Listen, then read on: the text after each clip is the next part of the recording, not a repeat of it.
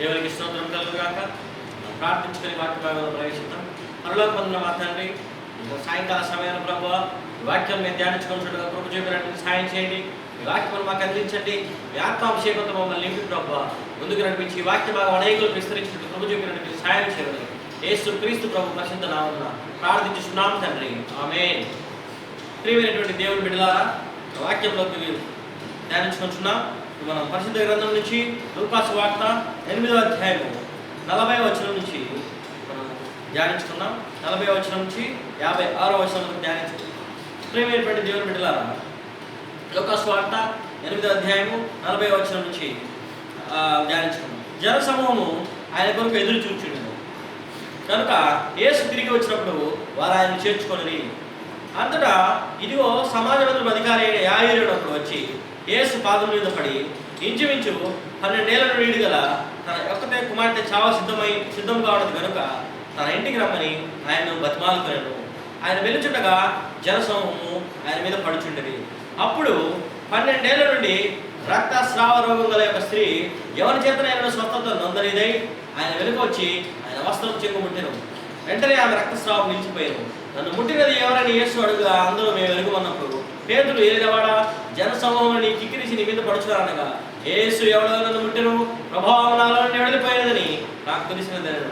తాను మరుగైన లేదని ఆ స్త్రీ చూచి మనకు వచ్చి ఆయన ఎదుట సాగిలపడి తాను ఎంత నిమిత్తం ఆయన ముట్టెనో వెంటనే తాను ఎలా స్వస్థపడినో ఆ సంగతి ప్రజలందరూ ఎదుట తెలియజెప్పాను.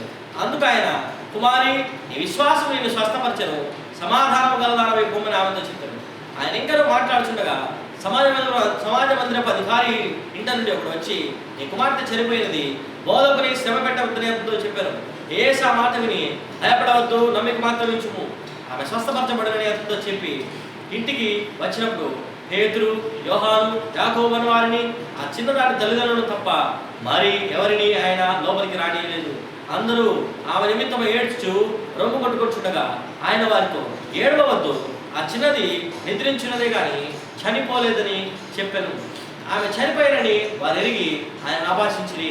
అయితే ఆయన ఆమె చేయి పట్టుకొని చిన్నదానా లెమ్మని చెప్పగా ఆమె ప్రాణం తిరిగి వచ్చింది కనుక వెంటనే ఆమె లేచినాము. అప్పుడు ఆయన ఆమెకు భోజనం పెట్టని ఆజ్ఞాపించాను. ఆమె తల్లిదండ్రులు విస్మయం పొందిరి.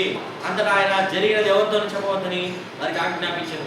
ప్రియమైనటువంటి దేవుని బిడ్డల, ఈ యొక్క వాక్య భాగంలో 2 విషయాలు మనం గమనిస్తాం. జనసమూహం కిక్కిరించి యేసు ప్రభు మీద పడుతున్నారు. యేసు ప్రభు వారికి కలుసుకున్నప్పుడు ఒక సమాజ మందిరపు అధికారి యేసు ప్రభు దగ్గరికి వచ్చి, యాయీరు అనేటువంటి ఒక అతను యేసు ప్రభు దగ్గరికి వచ్చి యేసు ప్రభు పాదం మీద పడి, నాకు 12 సంవత్సరాల కూతురు ఉందయ్యా, ఆమె చావ సిద్ధంగా ఉంది కనుక నువ్వు నా ఇంటికి వచ్చి నా కూతురు బ్రతికించు అని యేసు ప్రభు వేడుకున్నాడు. సరే యేసు ప్రభు అన్నాడు, పదా వస్తున్నా అని చెప్పి యేసు ప్రభు వెళ్తున్నప్పుడు జనసమూహం అంతా యేసు ప్రభు మీద పడి యేసు ప్రభును తాకుతూ తోస్తూ ఉన్నారు. ఇంతలోపల ఏం జరిగిందంటే 12 సంవత్సరాల నుంచి రక్తస్రావ రోగంతో బాధపడేటువంటి ఒక స్త్రీ ఆమె ఏం చేసిందంటే ఎవ్వరి వల్ల కూడా ఆమె స్వస్థత కలగలేదు.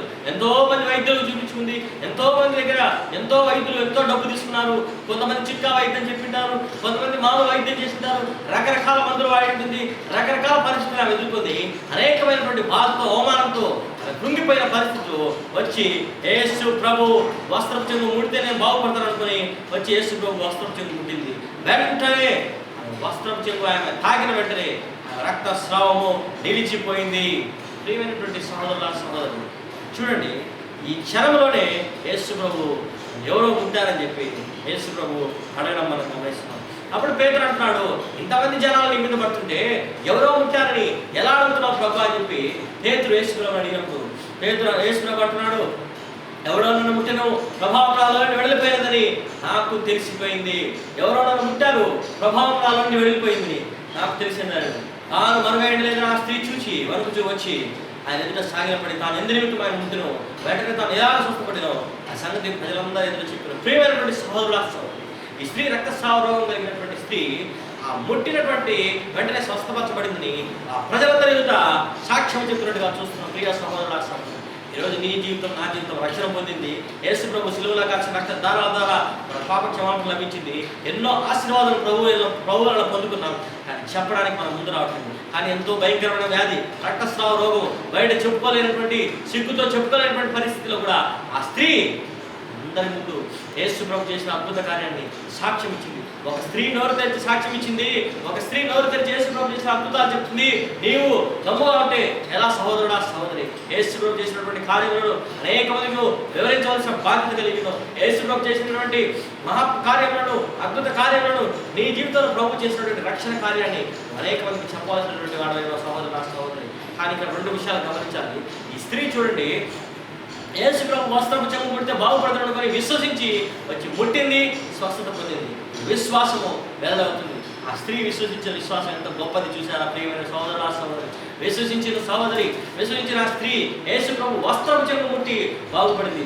ఈరోజు యేసు ప్రభు పరిశుద్ధ గ్రంథం మన చేతిలో ఉంది, మన ఇంట్లో ఉంది, కానీ మన వాక్యం విశ్వాసం ఉంచడం లేదు. యేసు ప్రభు వాక్యమును ప్రతి దినము మనం మందిరంలో వింటున్నాం, కానీ మనం విశ్వాసం ఉంచడం లేదు. ప్రతి క్షణం కూడా టీవీల్లో, ఇంటర్నెట్లో అనేక విషయాల్లో యేసు ప్రభు వాక్యం చెప్పబడుతుంది, కానీ మనకు విశ్వాసం కలగలేదు. విశ్వాసం లేకపోతే దేవునికి ఇష్టడైన అసాధ్యమని హెబ్రీ పత్రిక 11:6 వాక్యం సెలవిస్తుంది. అబ్రహాము దేవుని నమ్మెను, అతనికి నీతిగా ఎంచబడును. కాబట్టి విశ్వాసం కలిగి ఉంటే సహోదరా సహోదరి, ఈరోజు యేసు ప్రభు నీ పాప నిమిత్తం నా పాప నిమిత్తం రక్తం చిందించి ప్రాణం పెట్టి తిరిగి లేచాడని నమ్మకపోతే రక్షణ లేదు, పరలోక రాజ్యానికి వెళ్ళవు సహోదరా సహోదరి. ఈరోజు నువ్వు గుర్తుంచుకో, యేసు ప్రభువును విశ్వాసం ఉంచితే నువ్వు నీటిగా రక్షణ పొందుతావు, లేకపోతే రక్షణ ఉండదు. నీ రక్షణ అంతా నటన, నీ రక్షణ అంతా యాక్షన్ లాగా ఉంటుంది. కానీ ప్రియ సహోదరుడా సహోదరి, ఈరోజు నీ జీవితాన్ని ప్రభువుకు సమర్పించుకో, ప్రభువునందు సంపూర్ణంగా విశ్వసించు. ఈ రక్తస్రావ రోగానికి స్త్రీ కలిగినటువంటి అద్భుతమే కాక అనేకమైన అద్భుతాలు ప్రభు నీ జీవితంలో చేయగలరు. ఆ వాక్యము కంటిన్యూ చేసుకున్నాం. అందుకు ఆయన కుమారి నీ విశ్వాసం నీ స్వస్థపరచను, సమాధానం గలదానమై పొమ్మని సెలవించాను. చూడండి, ఇక్కడ విశ్వాసం స్వస్థపరిచింది. యేసు ప్రభువునందు విశ్వాసం కలిగి ఉంటేనే నీకు రక్షణ కలుగుతుంది. యేసు ప్రభువునందు నీ జీవితంలో విశ్వాసం కలిగి ఉంటేనే నీకు రక్షణ. ఆయన రక్తంతో కడగబడితేనే నా పాపని క్షమాపణ లభిస్తుంది. ఎవరైతే విశ్వసిస్తారో నీకు రక్షణ కలుగుతుంది. లేకపోతే ప్రియ సహోదరుడా సహోదరి, విశ్వాసం లేకపోతే నీకు రక్షణే లేదు. విశ్వాసం లేకపోతే నీకు పాపం నుంచి విముక్తి లేదు. యేసు రక్తంలో ఎవరైతే విశ్వసిస్తారో, యేసు ప్రభు రక్తాన్ని ఎవరైతే అంగీకరిస్తారో రక్షణ కలుగుతుంది. మన వాక్యం కంటిన్యూ చేసుకున్నాం. అతను ఆయన ఇంకా మాట్లాడుతుండగా సమాజ మందిరం అధికారి ఇంటి నుండి ఎప్పుడు వచ్చి నీ కుమార్తె చనిపోయినది, బోధకుని శ్రమ పెట్టద్దని అతను చెప్పాను. యేసు ఆ మాటని భయపడవద్దు, నమ్మిక మాత్రం ఉంచుము, ఆమె స్వస్థపరచబడుతుందని అతను చెప్పి ఇంటికి వచ్చినప్పుడు పేతురు, యోహాను, యాకోబు వారిని ఆ చిన్నదాని తల్లిదండ్రులు తప్ప మరి ఎవరిని ఆయన లోపలికి రానిలేదు. అందరూ ఆమె నిమిత్తం ఏడ్చి రొమ్ము కొట్టుకొచ్చుండగా ఆయన వారితో ఏడవద్దు, ఆమె నిద్రించినదే కానీ చనిపోలేదని చెప్పినప్పుడు ఆమె చనిపోయినది వారు ఎరిగి ఆయనను అపహసించారు. ప్రియమైనటువంటి దేవుని బిడ్డలారా, వాక్య భాగం మనం గమనించినట్లయితే చూడండి, ఇక్కడ ఆ యొక్క ఈ ప్రభు వస్తున్న సమయంలో ఈ 12 సంవత్సరాల రక్తస్రావ రోగం కలిగిన స్త్రీ ఈ యొక్క స్వస్థ కార్యక్రమం జరిగిన తర్వాత అక్కడ కొద్దిగా ఆలస్యం జరిగింది. ఈ ఆలస్యం అయిపోయినప్పుడు ఈ సమాజ మందిరపు అధికారి నుంచి ఒకడు వచ్చి నీ కుమార్తె చనిపోయిందయ్యా, ఇంత బోధకులు శ్రమ పెట్టవద్దు అని చెప్పడం మనం గమనిస్తున్నాం. అప్పుడు అంటున్నాడు ప్రభు, భయపడవద్దు, నమ్మిక మాత్రం ఉంచండి. భయపడవద్దు, నమ్మిక మాత్రం ఉంచు. నీ జీవితంలో కూడా ప్రభు అద్భుతం చేయబోతున్నాడు. భయపడవద్దు నీ పరిస్థితి చూచి, భయపడవద్దు నీ అప్పులను చూచి, భయపడవద్దు నీ రోగం చూచి, భయపడవద్దు నీ యొక్క సమస్యలను చూచి, భయపడవద్దు నీ శత్రువులను చూచి, భయపడవద్దు నీ యొక్క కష్ట నష్ట వ్యాధి బాధలను చూచి, భయపడవద్దు నీ పాప ఊపిని చూచి. యేసు ప్రభు ఈరోజు నేను బయటికి తీసుకురాబోతున్నాడు. యేసు ప్రభు ఈరోజు నేను రక్షించబోతున్నాడు. యేసు ప్రభు ఈరోజు నేను స్వస్థపరచబోతున్నాడు. యేసు ప్రభు ఈరోజు నీ అప్పులను తీర్చబోతున్నాడు. భయపడవద్దు, నీకు సంతానం కలుగుతుంది. యేసు ప్రభు నిన్ను ఆశీర్వదించి నీ సంతానాన్ని అభివృద్ధి చేయబోతున్నాడు. ఏ సహోదరుడా సహోదరి, ఈరోజు నీ జీవితంలో నువ్వు ఏమి విత్తుతావో ఆ పంటకు వస్తావని పరిశుద్ధ గ్రంథంలో ఉంది. నీవు ఈరోజు రక్షణను విత్తితే రక్షణ పంటకు వస్తావు. పాపాన్ని విత్తితే పాపం వలన వచ్చే జీతము మరణము అనే పంటకు వస్తావు.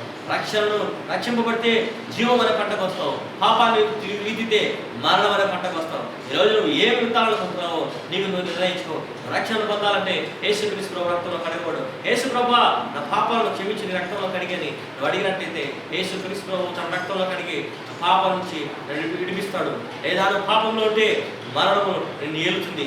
పాపం నిన్ను ఏలి చిట్ట చివరికి మరణానికి అప్పగిస్తుంది. సహోదరుడా సహోదరి, ఈరోజు ఈ వాక్య భాగం మనం గమనించినట్టయితే యేసు ప్రభు ఇంట్లోకి వచ్చాడు. యాకోబును యోహానును తీసుకొని, పేతురును యాకోబును యోహాను మాత్రమే తీసుకొని ఆ ఇంట్లోకి వచ్చాడు. వచ్చినప్పుడు ప్రభు అన్నాడు, ఏడవద్దండి, ఆ చిన్నది నిద్రించింది కానీ చనిపోలేదు అన్నప్పుడు వారన్నారు చనిపోయి ఛాన్స్ అయిపోయింది అని. అప్పుడు దాకా ఏడుస్తున్న వారందరూ కూడా ఆయన అపహసించి నేను చూడండి చెప్తున్నాడు అని నవ్వడం మొదలుపెట్టారు. ప్రియమైనటువంటి వారులారా, అప్పుడు యేసు ప్రభు అన్నాడు, అయితే ఆయన ఆ అమ్మాయి చిన్నదాన్ని చేయి పట్టుకొని చిన్నదాన లే చెప్పినప్పుడు ఆమె ప్రాణము తిరిగి వచ్చింది కనుక వెంటనే ఆమె లేచింది. ప్రియమైనటువంటి దేవుని బిడ్డలారా, అప్పుడు ఆయన ఆమె భోజనం పెట్టడం ఆజ్ఞాపించి ఈ విషయం ఎవరికి చెప్పొద్దని తల్లిదండ్రులకు ఆజ్ఞాపించాడు. ఆ తల్లిదండ్రులు విస్మయం గురయ్యారు. ఎందుకంటే ఆ చిన్నది చనిపోయింది అనుకున్నారు, కానీ ఆ చిన్నది చనిపోలేదు, నిద్రించినదని చెప్పి కేవలం యేసు ప్రభువుకు మాత్రమే తెలుసు. ఈరోజు సహోదరుడా సహోదరి, నీ జీవితం కూడా చనిపోయిందని నువ్వు అనుకుంటున్నావు. అనేక మంది ఏకతాలు చేస్తున్నారు, వాడి జీవితం అయిపోయింది, ఆమె జీవితం అయిపోయింది, ఆ కుటుంబం నాశనం అయిపోయింది, ఆ కుటుంబము ఇంకా కోలుకోదు, ఆ కుటుంబం ఇంకా పతనం అయిపోయింది ఎవరైతే అంటున్నారో వారందరికీ ప్రభు సెలవిస్తున్నాడు, నీ జీవితం నిద్రించున్నదే కానీ నువ్వు అయిపోలేదు. నిద్రలో స్థితిలో ఉన్నావు, నిద్రావస్థలో ఉన్నావు, కానీ నీ జీవితం సమాప్తి కాలేదు. ప్రభు యొక్క వాక్యం సెలవిస్తుంది. ప్రభు యొక్క వాక్యము జీవము, ప్రభు యొక్క వాక్యము బలము, ప్రభు యొక్క వాక్యము శక్తి, ప్రభు యొక్క వాక్యము పునరుత్థానము, ప్రభు యొక్క వాక్యము మరణాన్ని జయిస్తుంది. ఈరోజు నీ జీవితంలో ఎటువంటి కష్టం అందరూ అనొచ్చు నువ్వు అయిపోయిన పరిస్థితిని అనుకుంటున్నారేమో, అందరూ అంటున్నారేమో ఏమి పిల్లలు పుట్టరని, అందరూ అంటున్నారేమో వారి కుటుంబం అయిపోయిందని, అందరూ అంటున్నారు వారి కుటుంబం అప్పులో మునిగిపోయిందని, అందరూ అనుకుంటున్నారు వాడు బాగుపడు అని. కానీ ఈరోజు ప్రభు సెలవిస్తున్నాడు, నశించిన దాన్ని వెనక రక్షించడానికి మనిషి కుమారుడు లోకానికి వచ్చాడు. ఈరోజు నీ జీవితం అయిపోయింది అందరూ అనొచ్చు, కానీ నీ నిద్రావస్థలో దేవుడు నీకు లేపగలడు. చనిపోయిన దానికి నిద్రావస్థకు తేడా తెలుసుకోగలిగిన ఒకే ఒక వ్యక్తి యేసుక్రీస్తు ప్రభు మాత్రమే. ఈరోజు నువ్వు ఒకవేళ చనిపోయిన స్థితిలో కూడా ప్రభు నీకు లేపించగలడు. ఆయన నీ జీవితం నిద్రావస్థ స్థితిలో ఉన్న జీవితాన్ని ప్రభు ఈరోజు పునరుజ్జీవింపజేయడానికి, పునరుత్థానం కలిగించడానికి ప్రభు కలవచ్చిన రక్తం చిందించి ప్రాణం పెట్టి తిరిగి లేచాడు. సహోదరుడు ఆ సహోదరి, ఈరోజు తల్లి చెల్లి అన్న చెల్లి అక్క తమ్ముడు అందరినీ కూడా ప్రభు పిలుస్తున్నాడు. ఈరోజు నా ఇద్దరు రండి, నా ఇద్దరికి వచ్చి వాడిని ఎంత మాత్రము తోసివేయను, నేను రక్షణ కలుగు చేస్తాను. నీకు రక్షణ కావాలా, రక్షణ కలుగు చేస్తాను. ముందు మీరు రక్షింపబడండి, ఆ తర్వాత దేవుని రాజ్యాన్ని ఆ నీతిని ఎదగండి, ఆ తర్వాత మీకు అన్నీ కూడా అనుగ్రహింపబడతాయి. మీ జీవితం మార్పు చెందుతుంది, మీ జీవితము ఆశీర్వదింపబడుతుంది, మీ జీవితం దీవింపబడుతుంది వాక్యం సెలవుస్తుంది. కాబట్టి మీరు ఇచ్చిన యేసు ప్రభు దగ్గరికి రండి, యేసుక్రీస్తు ప్రభు రక్తంలో మీ పాపలు కడుక్కోండి. కలవరి శిలువలో కాల్చిన రక్తధారాల ద్వారా మీ పాపలు కడుక్కున్న వెంటనే ప్రభు రక్షణ మిమ్మల్ని ఆవరిస్తుంది. యేసు ప్రభు మీ హృదయంలో ప్రవేశిస్తాడు, ఆశీర్వదించి దీవించి నడిపిస్తాడు. దేవునికి స్తోత్రం కలుగుగాక.